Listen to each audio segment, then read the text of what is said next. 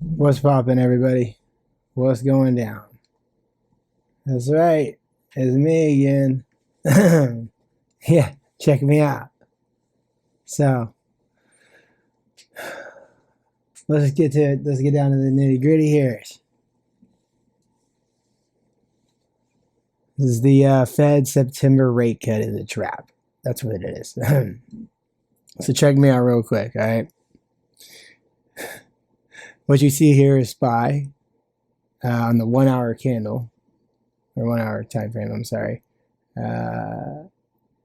It's trading in overnight hours right now. It's a pretty solid hour candle, actually down. I don't know what's going on. We'll see if there's any news or anything, but let's stay on topic here, and we'll keep an eye on things. All right. So, anyways, let's make sure everybody can see. Everything's looking good. Everything's looking great. Yeah. Yep. Okay. All right. So here we go. While Wall Street is out here popping champagne about this Fed rate cut, I'm telling you, I'm fucking telling you, they're about to get finessed straight up.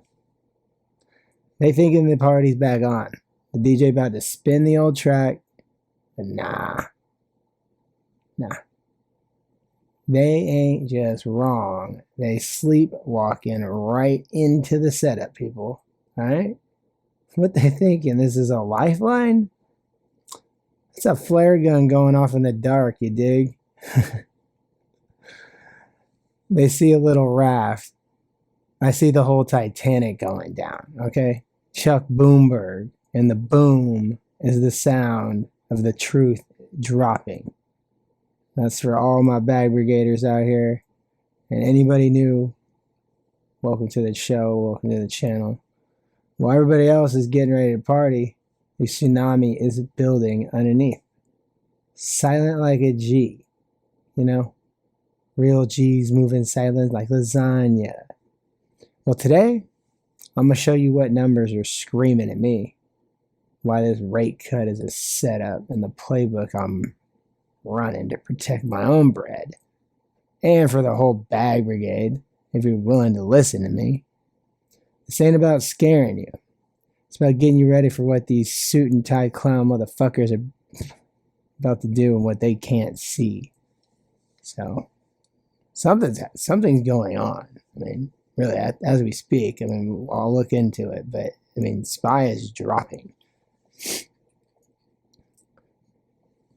So let's just talk about this sweet little illusion of a rate cut we got going on here. All right, look, I get it. I see why everybody y'all all gassed up on this. You know, on the surface, it's as simple as a nursery rhyme, right? I mean, the market is pricing a massive probability somewhere in the ballpark of 75% to 87% or something like that of a 25 basis point rate cut at the September 16th or whatever 17th meeting. And this is the first rate cut in 9 months. A clear signal the Fed is switching the beat up. Well, and the talk is cheap. And it's everywhere. Job game looking a little soft. Fed Chair Jerome Powell himself talking about shifting risk, basically gave move the green light. Fed Governor Waller was even more direct, like, let's do this thing. And hinted more cuts are coming to get ahead of the whole thing sliding deeper. So the market hears this and thinks, I bet that cheap money's back to the age of easy money, you know, back on the block. Time to re-up, get that credit. Send stocks to the stratosphere. Lower rates. It's supposed to make it easier for companies to get that paper, boost profits, and make the stocks look way sexier than them dusty old bonds, huh? It's the classic reflex, man. Fed cuts. Market goes stupid. And yeah, historically, the S&P 500 has seen average returns over 14% in the 12 months after a cut cycle starts. That's the bedtime story Wall Street is reading you. It's easy and it feels good though. I get that. And maybe, just maybe in a normal world, they'd be right. But this world ain't normal. The ceiling is gone. Okay? The market is ignoring the background story. And the background story is what turns this green light into a blaring red siren. The fact the Fed gotta act is a symptom of sickness in the economy that a tiny quarter point cut ain't the antidote for. It's a codeine pill, not the cure. It's like sipping lean or some shit, you know? The market's high off the medicine without even checking how deep the bullet wound is. See? That's the mistake number one. And it's some amateur hour shit. Yeah, I said it. It is. So there's 3 hidden dangers here. Okay? All this hype, it's like a blindfold to 3 critical dangers hiding in plain fucking sight. These are the landmines that could set off a catastrophe while everyone else is busy dancing around. Okay, first of all, let's talk about price tags. To put it bluntly, the market is stupid expensive. No, for real. We ain't priced for perfection. We are priced for a fairy tale at this point. A world that doesn't exist. Multiple metrics show U.S. stocks are trading at historically sky-high levels. Price to sales ratios, especially in the tech world, are stretched out like a rubber band about to fucking snap. This ain't a guess. It's just math. When you pay this much for stocks, your margin for error is fucking zero, zilch, nada. Any bad news, any little hiccup in the perfect growth story, and the whole thing comes crashing down. Bull markets don't die from old age. Nah, something gotta come through and murk them. Literally. Pew, pew, pew. Pew, pew. And right now, the market's immune system is cooked, making it an easy target for the smallest shock. Okay? That's danger number one. The second danger is the huge policy risk the feds are shrugging off. All right? They're walking the shakiest tightrope in modern history. On one side, a slowing job market they need to prop up. On the other, inflation that's still a beast you can't tame. Core PCE, the Fed's favorite number, is still stubbornly high at 2.9% and refuses to get back to its 2% cage. Just won't go back in its cage. And all this getting worse because of tariffs that are clearly making things more expensive for everybody.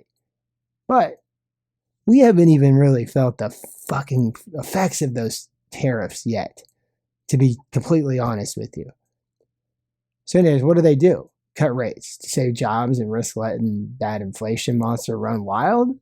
Or hold tight to fight the monster and risk crashing the whole damn car? There's no clear answer, which means the chance of them fumbling the bag is sky high. Even the cut they give you could come with some bad news in the fine print that sends everybody scrambling for the fire exit. They're trying to thread a needle in a hurricane. And anyone who thinks they can do it perfectly, you're fucking playing yourselves, okay? Now the third danger, and maybe the one everybody's sleeping on, is the spillover from the crypto game. And this is one that, I hadn't even really talked about. September is lining up to be a bloodbath for crypto, with billions of dollars in token, unlocks scheduled to flood the streets. That means a massive new supply of tokens is about to get dumped, creating huge selling pressure. Now you might be thinking, who cares about crypto? I mean, honestly, I don't give really a shit about it. That ain't the real world. Wrong. Dead wrong. Unfortunately, these days, a liquidity drain of that size doesn't happen in a bubble. A sharp crypto crash could force people to sell their other stuff, like their stocks, to cover them losses. It sucks all that speculative money out of the system. The same money that's been propping up the bubbliest part of the market. It's like the tide suddenly going out and we're about to see who's been swimming naked, as Warren Buffett would say. This is a volatility bomb that most analysts are totally ignoring. And they could easily light the fuse for a sell-off in the market. Again, I mean, I've said it many times. They'll crash the stock market to save the bond market. Something is going on with SPY. So there is something happening. We're gonna check that out, but I want to get through this real quick. My defensive portfolio strategy for when these things happen. So I'm going to get into that. So with that as the backdrop, a rate cut that's a warning, stupid price tags, the Fed's playing with fire, and a crypto time bomb. What's the play, Chuck? What's the play? Hiding your cash under the mattress? That ain't a strategy, homie. Panicking is never a strategy. That's for the birds, bro. The key is to play defense. Be smart and spread the love here. Here's the bag brigade playbook I'm using to protect, well, not just my paper, but our paper, right? First off, real diversification. I'm not talking about that weak sauce diversification where you own the US stocks and some Canadian stocks and call it a day. I'm talking about putting capital in assets that don't all die when the stock market has a seizure. With all this uncertainty, safe houses are a must.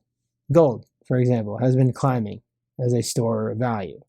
High quality bonds, especially those with 3 to 7 year maturities, can act like a shock absorber for the whip. I mean, the goal is to own things that won't all go down together. Secondly, I'm all about quality over quantity in my stocks right now. This is not the time for speculative, non-profit lottery tickets, okay? Like 0 DTs. Something is going on with SPY. It's just straight down right now. I mean, something's up. We're going to look at this. But this is time for companies that are bosses, businesses with steady cash coming in, rock solid balance sheets, and the power to name their own price. Think defensive plays like utilities, healthcare, consumer staples. These are companies that sell stuff people need no matter what. And they can eat a downturn for breakfast, unlike some tech company burning cash on a hope and a prayer. Market leadership is already starting to switch and focusing on quality will shield you from the reset that's coming, which I like to call the big, beautiful bubble burst. Third is buying some insurance on your whole operation. This is an active move to prepare for the drop. For them that know the game, this can mean using options. I'm not talking about 0 DTs, dumb fucks. Like buying long puts on major indexes. A put gives you the right to sell at a certain price, putting a ceiling on your risk while giving you no ceiling on your come up if the market goes south. Another move is putting a small piece of your portfolio into volatility products like the VIX, call options, which get you paid when fear spikes and everybody else is scared. These are insurance policies, people. You hope you don't need them, but if the whole block catches fire, you'll be damn glad you have them. It's like, you know what they say, it's like, you know, about guns, it's like, I'd rather have one and not need it and need it than not have it. Well, there you go.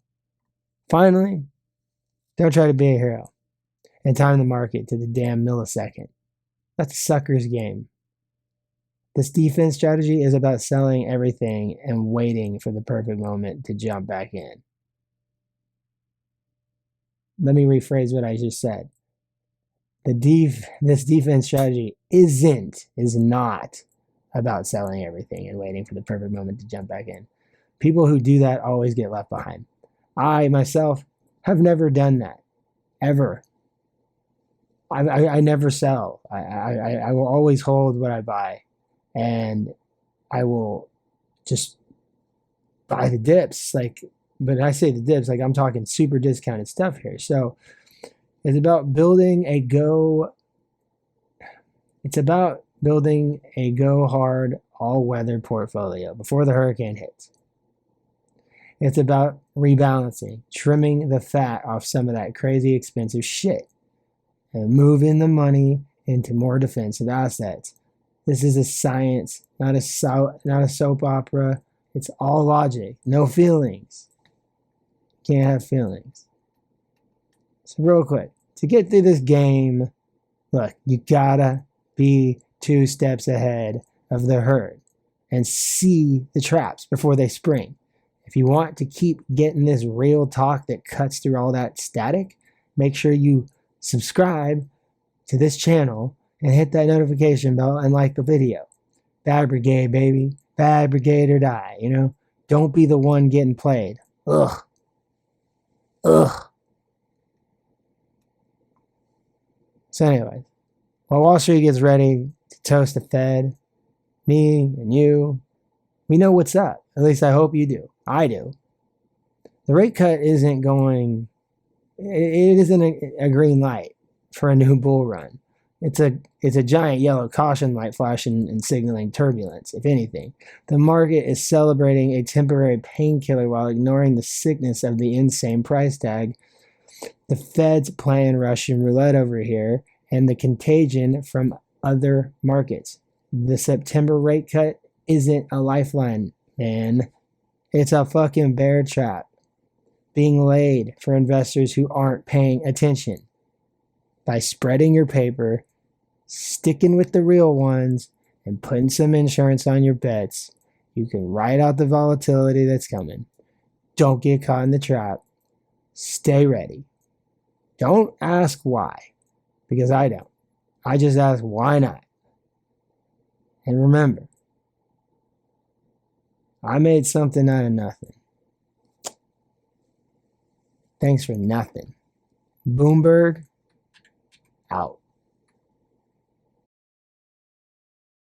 Boomberg on the track.